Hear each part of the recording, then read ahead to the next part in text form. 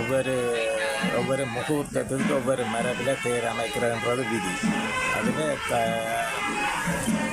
திராவிடம், நாகரம், வேசரம், ஆந்திரம்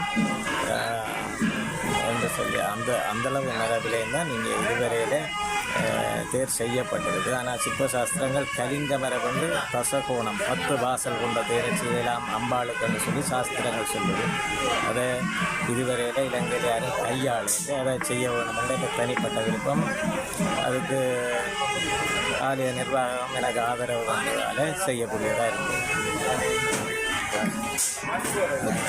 இது 2023ஆம் ஆண்டு ஆரம்பிக்கப்பட்டு இன்றைக்கு வெள்ளோட்டம்.